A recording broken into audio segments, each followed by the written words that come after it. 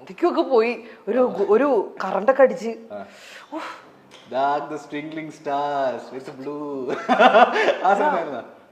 മമ്മൂക്കനെ interview ചെയ്തപ്പോഴാണ് മമ്മൂക്കനെ ഞാൻ നേരിട്ട് കണ്ടപ്പോ എന്റെ കിളിയൊക്കെ ഇതുപോലെ പോയതാണ്.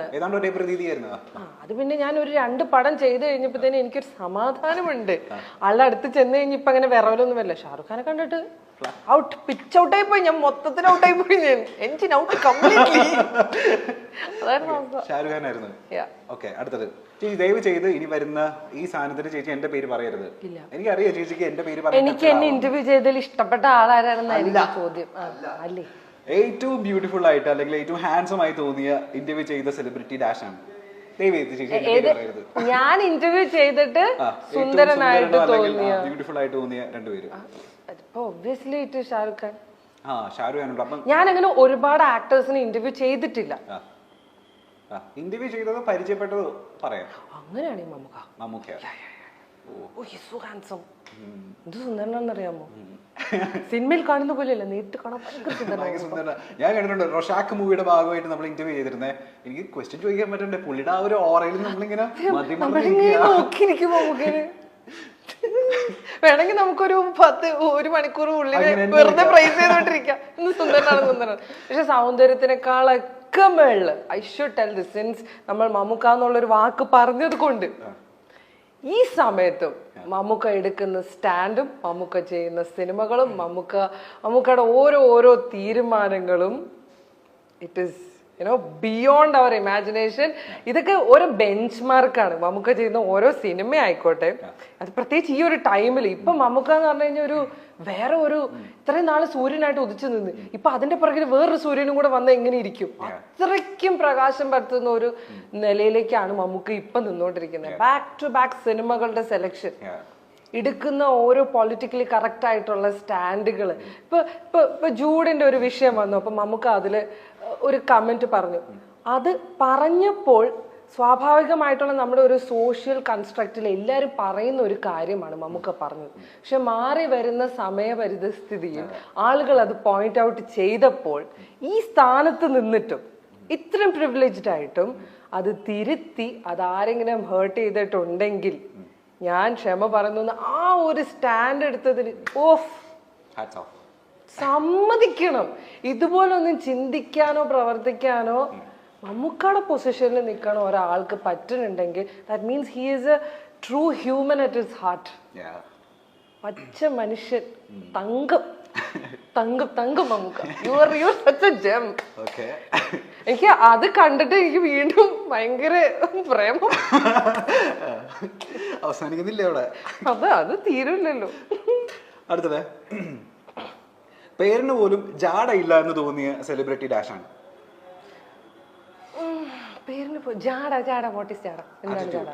അങ്ങനെ ആറ്റിറ്റ്യൂഡ് ഒന്നും എന്നോട് ആരും എന്നാലും ഭയങ്കര simple and down to earth ആയിട്ട് തോന്നിയ ഭയങ്കര ഇന്ദ്രൻ ചേട്ടൻ. ഓയോ, ഇന്ദ്രൻ ചേട്ടനോട് സംസാരിച്ചിട്ട് സത്യമായിട്ട് എനിക്കിങ്ങനെ ദൈവമേ ഈ മനുഷ്യനെയാണോ ഞാൻ ഈ കുഞ്ഞിലായ മുതൽ കണ്ടിട്ടുള്ള ഇത്രയും സിനിമയിൽ അഭിനയിച്ചത്? എന്തൊരു പാവാണെന്ന് അറിയാമോ? ഇൻ ദ സെൻസ് ആൾക്ക് അങ്ങനെ ഒരു ധാരണയേ ഇല്ല. ആളൊരു സിനിമാ നടനാണെന്ന് പോലും ആൾ ഭാവിക്കില്ല. മോളെ ഞാൻ ആ ട്രെയിനിൽ വരുമ്പോ ഉണ്ടല്ലോ അവിടെ ഇന്ന ഒരു കുട്ടി അടുത്തിരുന്നപ്പോൾ ഞാൻ ഇങ്ങനെ സംസാരിച്ചു. എൻ്റെ മോൾ അത് ഇത് സംസാരമൊക്കെ നമുക്ക് നമ്മുടെ വീട്ടില് ഒരു സാധാരണ ഒരു വ്യക്തി സംസാരിക്കണം. Down to earth, very rooted he is. പക്ഷെ his talent is up in the sky. അത് ഇനിയും യൂസ് ചെയ്യണം കേട്ടോ എല്ലാരും. ഇത് കേട്ടോണ്ടിരിക്കുന്നവരൊക്കെ മനസ്സിലാക്കി വേറെ ലെവലാണ് അത്. ഇനി വർക്കിന്റെ ഇടയിൽ ഏറ്റവും ക്ലോസ് ആയ സെലിബ്രിറ്റി, മനസ്സിനോട് ചേർത്ത സെലിബ്രിറ്റി ഡാഷ് ആണ്. വർക്കിന്റെ ഇടയിൽ മേ ബി അത് ഇന്റർവ്യൂസിലായിരിക്കാം അല്ലെങ്കിൽ വർക്കിന്റെ ഭാഗമായിട്ട് ഏതെങ്കിലും എപ്പോഴെങ്കിലും. ഇപ്പൊ ഞാൻ പറയുകയാണെങ്കിൽ ഇപ്പൊ എന്റെ സ്റ്റാർസിലുള്ള സെലിബ്രിറ്റീസ് എല്ലാവരും ഇപ്പോ മഞ്ജരി, Sithara, കൈലാസേട്ടൻ, Stephen.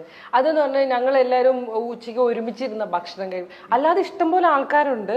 But I'm not a social butterfly like that. ഞാൻ എപ്പോഴും അങ്ങനെ ഭയങ്കര സർക്കിൾസിൽ ഇല്ല, അങ്ങനെ ഇല്ല. അതുകൊണ്ടാണ് എനിക്കങ്ങനെ പറയാൻ പറ്റാത്തത്. പക്ഷെ ഇപ്പൊ എന്ന് പറഞ്ഞാൽ ഞങ്ങളുടെ ഷൂട്ട് ബ്രേക്സിലൊക്കെ ഒരുമിച്ചിരുന്നൊരു ഫുഡടി ഉണ്ട്. അത് ഭയങ്കര രസമാണ്. അങ്ങനെ ഇന്ന ആളുടെ പാത്രം എന്നൊന്നുമില്ല, എല്ലാവരും എല്ലാ പാത്രത്തിൽ നിന്ന് തിന്നും. ഭയങ്കര രസമാണ് വർത്താനം, ഗോസിപ്പുകൾ, കഥകൾ, ട്രിപ്പ് കഥകൾ, നല്ല രസമാണത്. അപ്പൊ അവരെ ഇഷ്ടമാണ് ഇപ്പൊ. ഇനി കയ്യിൽ നിന്ന് പോയ ഇന്റർവ്യൂ അല്ലെങ്കിൽ സ്റ്റേജ് ഷോ? അനവധി നിരവധി ഇഷ്ടം പോലെ ഉണ്ട്. പക്ഷെ എന്റെ കയ്യിൽ നിന്ന് പോയാലും ഞാൻ അങ്ങനെ അറിയിക്കില്ല. തകർത്ത് തരിപ്പണമായ സിറ്റുവേഷൻ ഒക്കെ ഉണ്ട്, കരഞ്ഞിട്ടൊക്കെ ഉണ്ട്. വലിയ വലിയ മെഗാ ഷോയിലൊക്കെ ബ്ലണ്ടർ അടിച്ചിട്ടേ. ഒരു എക്സാമ്പിൾ പറയാ, ഏറ്റവും അബദ്ധം പറ്റിയ ഒരു സാധനം. അതെ, പക്ഷെ എനിക്ക് പേഴ്സണലി ഭയങ്കര ഹേർട്ടായി പോയി. എനിക്ക് അങ്ങനെ പറ്റിപ്പോയല്ലോ എന്നുള്ളൊരു സങ്കടം. അത് UK വെച്ചിട്ടൊരു ഷോ, അവിടെ വെച്ചിട്ടൊരു അവാർഡ് നൈറ്റ്. അപ്പൊ അനിൽ കപൂർ ആണ് ഗസ്റ്റ് അല്ല, പുള്ളി ഉണ്ട്. അപ്പൊ പുള്ളി വന്നിട്ട്, നമ്മുടെ ഹിന്ദി നടൻ അനിൽ കപൂർ, അപ്പൊ പുള്ളി വന്നിട്ട് ബെസ്റ്റ് ആക്ടർ ഇന്ന ആളാണെന്ന് അനൗൺസ് ചെയ്യണം. അത് ഏറ്റവും ഹൈപ്പിലാണ്. ഈ best actor award is like അങ്ങേറ്റം നമ്മൾ ഹൈപ്പിൽ നിൽക്കുന്ന സമയമാണ്. ഞാനാണെങ്കിൽ ഒരു 3-4 മണിക്കൂർ ഷോ കണ്ടിന്യൂസ് പറഞ്ഞ് എന്റെ കിളി എവിടെ വെച്ചിട്ട് പോയിട്ടുണ്ടായിരുന്നു. അപ്പൊ ഈ കാർഡ് കൊണ്ട് തന്നു. അപ്പൊ അനിൽ കപൂറിന് ഞാനത് കൊടുത്തിട്ട് അനിൽ കപൂർ ആണത് വായിക്കേണ്ടത്. അത് പറഞ്ഞു പിടിച്ചു വന്നപ്പോ ഞാനത് അനൗൺസ് ചെയ്തു. അതാണെങ്കിൽ അനിൽ കപൂറിനോട്ട് മനസ്സിലാവണമില്ല. Anil Kapoor what did you say? ഞാന് ആൾക്കാരെ കൂവാൻ നടക്കുന്നു. അപ്പൊ നമുക്കൊരു സംയമനം നമ്മൾ തിരിച്ചു പിടിക്കുന്നുണ്ടല്ലോ. നമ്മള് വളരെ നൈസായിട്ട് ഇതൊരു ഷൂട്ടാണ്, ഇത് കട്ട് ചെയ്തെടുക്കാൻ പറ്റുന്നൊക്കെ ഉള്ളൊരു പ്രിറ്റൻഷനിൽ ഞാനത് കൊടുത്തിട്ട് പറഞ്ഞു റീഡ് ഔട്ട് ദ നെയിം എന്ന് പറഞ്ഞു. പുള്ളി റീഡ് ഔട്ട് ചെയ്തു. അപ്പൊ ആൾക്കാർക്ക് ഒന്നും ചെയ്യാൻ പറ്റില്ല. അതാ ഞാൻ പറഞ്ഞത്, ഞാനത് നന്നായിട്ട് മാസ്ക് ചെയ്യും, പരിപാടി മാനേജ് ചെയ്യും. അതൊക്കെ തീർത്തും അതുപോലെ തന്നെ ഒരു പ്രാവശ്യം അതും ഇതുപോലെ തന്നെ ഈ സെയിം ടീമിന്റെ അവാർഡ്സ് UK വെച്ച് ബർമിംഗ്ഹാമിലെങ്ങാണ്ട് വെച്ചിട്ട്. അപ്പൊ മമ്മൂക്ക, സുൽഫിത്ത് മാം, എന്റെ അമ്മേ അത് ഞാൻ കണ്ടിട്ടുണ്ട്. പക്ഷെ ഒരു കാര്യം പറഞ്ഞാൽ അത് മാനേജ് ചെയ്തത് കിട്ടില്ലായിരുന്നു. ഞാൻ വിചാരിച്ചിട്ടുണ്ട് തന്റെ സ്ഥാനത്തൊക്കെ ഞാനായിരുന്നെങ്കിൽ എന്നെ വേറെ വല്ലവരും ആയിരുന്നെങ്കിണ്ടല്ലോ സത്യമായിട്ട് അവിടെ നിന്ന് കരഞ്ഞേനെ. കാരണം മമ്മൂക്ക് മുടക്കിയൊന്ന് അത് ഭയങ്കര സീനായിരുന്നു അത്. അപ്പൊ ചാനലിന്റെ സൈഡിൽ നിന്ന് റിക്വസ്റ്റ് ആയിരുന്നു ദുൽഖറിന് അവാർഡ് കൊടുക്കണത് സുൽഫിത്ത് മാം കൊടുക്കണം. അത് അവരോട് പറഞ്ഞിട്ടും ഇല്ല. മാം അങ്ങനെ സ്റ്റേജിൽ അങ്ങനെ വരുന്നത് വളരെ റെയർ ആയിട്ടാ. അപ്പൊ ഞാൻ പറഞ്ഞു ഞാനൊന്ന് ശ്രമിച്ചു നോക്കാന്ന് പറഞ്ഞു. ഞാൻ കേറിയിട്ട് ഞാൻ അനൗൺസ് ചെയ്തു ഈ അവാർഡ് കൊടുക്കാൻ വേണ്ടി സുൽഫിത്ത് മാം വരണം എന്നുള്ളത്. നമുക്ക് എടുത്ത വഴിക്ക് താഴെ നിന്നിട്ട് പുള്ളി ഓൺ ക്യാമറ തന്നെ പറഞ്ഞു പറ്റൂല. നമ്മള് തകർന്ന്. ഇല്ല, ഞാൻ വെയിറ്റ് ചെയ്യും. ഞാൻ തിരിച്ച എക്സ്പ്രഷൻ ഒന്നും കൊടുക്കില്ല, ഞാൻ വെയിറ്റ് ചെയ്യും. കാരണം എനിക്ക് എന്റെ തലയിൽ അറിയാം ഇത് എഡിറ്റ് ചെയ്യാൻ പറ്റുന്ന സംഭവമാണ്. ഈ ലൈവ് ഓഡിയൻസ് ഇത്ര പേരേ ഉള്ളൂ, പിന്നെ മൊബൈലിൽ പോയാലേ ഉള്ളൂ. എന്നിരുന്നാൽ പോലും ചളുങ്കരുത്. നമ്മൾ തളരരുത് രാമൻകുട്ടി. നമ്മളെ കല്ലെറിയാൻ ഇഷ്ടംപോലെ ആൾക്കാർ വെച്ച് നമ്മൾ തളരരുത്. അത് നോക്കി നമുക്ക് പറ്റില്ല എന്ന് പറഞ്ഞു. ദുൽഖർ അമ്മയുടെ കൈ കയറി പിടിച്ച് പോകണ്ടെന്നൊക്കെ, ദുൽഖർ ഇങ്ങനെ പോകണ്ടെന്നുള്ള രീതിയിൽ തടസ്സപ്പെടുത്തി. എല്ലാവരും ഭയങ്കര അവർക്ക് ഇഷ്ടപ്പെട്ടില്ല പറഞ്ഞത്. അപ്പോഴും അവർക്കും അറിയില്ല അവാർഡ് കൊടുക്കേണ്ടത് ദുൽഖറിനാണെന്നുള്ളത്. അത് ഞാൻ പറഞ്ഞിട്ടില്ല. എന്നിട്ട് ഞാൻ വീണ്ടും പറഞ്ഞു. മൂന്നാമത് പറഞ്ഞു കഴിഞ്ഞപ്പോ നമുക്കടെ മുഖമൊക്കെ ശരിക്കും അറിയാം. അപ്പൊ ഞാൻ പറഞ്ഞു നല്ലൊരു കൈയ്യടി കൊടുത്താൽ സുൽഫിത്ത് മാം വരും. ആൾക്കാർ കൈയടിച്ചു. അങ്ങനെ ഞാൻ ഒരു തരത്തിൽ വിളിച്ച് സ്റ്റേജിൽ കൊണ്ടുവന്നു. ഇവരെല്ലാവരെയും മുഖം അപ്സെറ്റ് ആണ്. എന്നിട്ട് അവാർഡ് അനൗൺസ് ചെയ്തു ദുൽഖറിനാണെന്നുള്ളത്. Then it changed. അപ്പൊ എല്ലാവരുടെയും മുഖത്ത് ഭയങ്കര സന്തോഷം വന്നു. ദുൽഖർ വന്നു. ദുൽഖറിനും ഭയങ്കര ഹാപ്പി ആയി. അമ്മയുടെ കയ്യിൽ നിന്ന് അങ്ങനെ അതൊരു നല്ല മൊമെന്റ് അല്ലേ അത്. അത് ഞാൻ നോക്കുമ്പോ നമുക്ക് അത് വീഡിയോ എടുക്കുന്നു. അതിന് നമുക്ക് വീഡിയോ എടുക്കും. നമുക്ക് അത്രേ ഉള്ളൂ കേട്ടോ. അത് ആ സ്പോട്ടിന് തീർന്നു. അതിന് വീഡിയോ എടുക്കുന്നു. അതൊക്കെ കഴിഞ്ഞിട്ട് ഈ പറയുന്ന മാതിരി അന്ന് ലേറ്റ് ഒരു ഡിന്നറിന് മാമിന്റെ അടുത്ത് സംസാരിച്ചു. ഞാൻ ചെന്ന് സോറി പറയാൻ ചെന്നപ്പോൾ മാം പറഞ്ഞു മോളെ എനിക്ക് അങ്ങനെ ഇച്ചിരി ടെൻഷനൊക്കെ വരും അതുകൊണ്ടാണ്. പക്ഷെ നല്ലതായിരുന്നു. സന്തോഷം. അയ്യോ ഇതൊക്കെ ഒരുപാടുണ്ട്. ഇപ്പൊ നമ്മൾ എല്ലാവരും അറിയപ്പെടുന്നത് ജുവൽ മേരി എന്നാണ്. പക്ഷെ പണ്ടത്തെ ഒരാളുണ്ട് മേരി ജുവൽ. അതാണ് ശരിക്കും പേര്, സ്കൂളിന്റെ പേര്.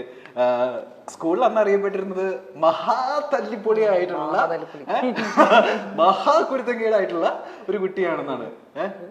ഓർമ്മയുണ്ട് അന്ത ബാല്യകാലം? ഓഫ് കോഴ്സ് എനിക്ക് അതേ ഓർമ്മയുള്ളൂ. മറക്കാൻ പറ്റാത്ത, അതായത് നമ്മള് ലൈഫിലെ ഏറ്റവും കുരുത്തക്കേട് ചെയ്ത മരണം വരെ മറക്കാത്ത ഒരു ഇൻസിഡന്റ് പറഞ്ഞ എന്തായിരിക്കും? ഇതൊക്കെ എല്ലാ ദിവസവും ചെയ്യണല്ലേ, ഇങ്ങനെ ഇന്നതൊന്നും ഇല്ല. ഐ വാസ് എ ഗജ പോക്കിരി. അന്ന് പറഞ്ഞു കഴിഞ്ഞാൽ ഇപ്പൊ എന്താ പറയാ, ഫോർ എക്സാമ്പിൾ പറയുകയാണെങ്കിൽ എനിക്ക് ക്ലാസ്സിലൊന്നും ഇരിക്കാൻ ഇഷ്ടമല്ല. അപ്പൊ നമ്മൾ മനഃപൂർവ്വം അലമ്പുണ്ടാക്കിയിട്ട് അവരെ ഇറക്കി വിടും. ആദ്യം വരാന്തയിൽ മുട്ടുകുത്തും, അത് കഴിയുമ്പോൾ അവിടെ എണീപ്പിച്ചു നിർത്തും, പിന്നെ കൈ ഒക്കി പിടിച്ചു നിർത്തും. അപ്പൊ നേരെ താഴെ പ്രിൻസിപ്പളിന്റെ ഓഫീസ്. ഔട്ട്സ്റ്റാൻഡിംഗ് പെർഫോമർ തീരെ അവാർഡാണ്. അവര് കുറെ നേരം കണ്ട് അവർക്ക് ബോറടിക്കുമ്പോൾ പിടിച്ച് അവിടെ പിടിച്ചു നിർത്തും, പ്രിൻസിപ്പളിന്റെ വാദിക്ക് നിർത്തും. നമുക്കൊരു നാണോമാനും ഇല്ലായിരുന്നു ആ സമയത്ത്. ഒന്നുമില്ല, ക്ലാസ് ബോറാണ്. ഒരു റബ്ബർ എടുക്കാൻ ഫ്രണ്ടിൽ ഇരിക്കുന്നവനായിട്ട് കീച്ച. അപ്പൊ അവൻ തിരിയും. അപ്പൊ ടീച്ചർ നോക്കുമ്പോ ഒരു അലമ്പ്, സ്റ്റാൻഡപ്പ് മേരിജുവൽ സ്റ്റാൻഡപ്പ്, ആ ബെഞ്ചിൽ ഇരിക്കണം മൊട്ട അവന്മാര് എഴുന്നേറ്റോ പൊക്കോ. അന്ന് എന്ന് പറഞ്ഞു കഴിഞ്ഞാൽ ഞാനും കുറെ അലമ്പ് ബോയ്സും അങ്ങനെയാണ്. ഞങ്ങള് ബെഞ്ചിൽ ക്ലാസ്സിൽ എഴുന്നേപ്പിച്ച് നിർത്തിയിട്ടുണ്ട്. ക്ലാസ് നടക്കുമ്പോ നമ്മൾ എഴുന്നേറ്റ് കൈയൊക്കെ പൊക്കി പിടിച്ച് നിന്നിട്ടുണ്ട് ക്ലാസ്. ആമ്പിള്ളേരൊക്കെ കയറുമ്പോ നെഞ്ചത്തിരിക്കുവായിരുന്ന ആമ്പിള്ളേരൊക്കെ കയറിയിട്ടേ നമ്മൾ ഇടിക്കുവായിരുന്ന. പിന്നെ ഞാൻ നല്ല അലമ്പായിരുന്നു. അവന്മാരെ എന്നെ ഇടിക്കുമായിരുന്നു. അവരെ സംബന്ധിച്ചിടത്തോളം എന്നെ അങ്ങനെ ഒരു പെൺകുട്ടി എന്നുള്ള രീതിയിൽ അവരാരും കൂട്ടിയിട്ടില്ല സത്യം പറഞ്ഞ. അളിയൻ ബന്ധങ്ങൾ അല്ല അലമ്പായിരുന്നു. സസ്പെൻഷൻ ആയിട്ട് കിട്ടേണ്ടി വന്നില്ല. ഞാൻ സ്കൂൾ മാറുമല്ലോ കുറച്ച് കഴിയുമ്പോ. അപ്പൊ ചുരുക്കി പറഞ്ഞ ഈ പ്ലസ് ടു വരെ നമ്മൾ എത്ര സ്കൂള് മാറിയിട്ടുണ്ട്? 5. സീരിയസ്ലി മാൻ, ഞാൻ ആമ്പിള്ളേരുടെ ഒക്കെ കാര്യത്തിൽ ഇങ്ങനെ കേട്ടിട്ടുണ്ട്. First time. ഇത് അലമ്പ് മാത്രമല്ല, കുറച്ച് ഭയങ്കര ഇമോഷണൽ ട്രോമയൊക്കെ അടിക്കും, പ്രേമൊക്കെ പൊട്ടും. ഞാൻ പിന്നെ ഓരോ സ്കൂളിൽ നിന്ന് ഇറങ്ങി അടുത്ത സ്കൂളിൽ പോയി. അതിനെ നന്നാക്കാൻ വേണ്ടി ഒരു സമയത്ത് കൊണ്ട് ഗേൾസ് സ്കൂളിൽ ഇട്ടു. നന്നായോ? അവിടെ നിന്ന് ഇറങ്ങിയപ്പോ കേക്ക് വൈസ് പ്രിൻസിപ്പൽ ഇറങ്ങിയപ്പോ എന്റെ ഫാദറിന്റെ അടുത്ത് നിന്ന് പറയാ, മോളെ ഒരിക്കലും ആർട്സ് കോളേജിൽ വിടരുത്, ഇവള് തീവ്രവാദിയായി പോകുന്നത്. അങ്ങനെയല്ലേ ഞാൻ നേഴ്സിംഗ് കോളേജിൽ എത്തിയത്. പഠിക്കാനുള്ള കാര്യത്തിൽ പഠിക്കും. നമുക്ക് ദൈവം കുറച്ച് ബുദ്ധി തന്നിട്ടുണ്ട്. ഇത് my brain is actually very good. എനിക്ക് 15 ദിവസം മതി എൻറ്റയർ വർഷമൊക്കെ പഠിച്ചു തീർക്കാൻ. അപ്പൊ അവസാനം പോയിട്ട് ഫുൾ അടിച്ച് പഠിച്ച് പാസ്സാവും. നമ്മള് ബിഎസ്സി നഴ്സിംഗ് ആയിരുന്നില്ലേ?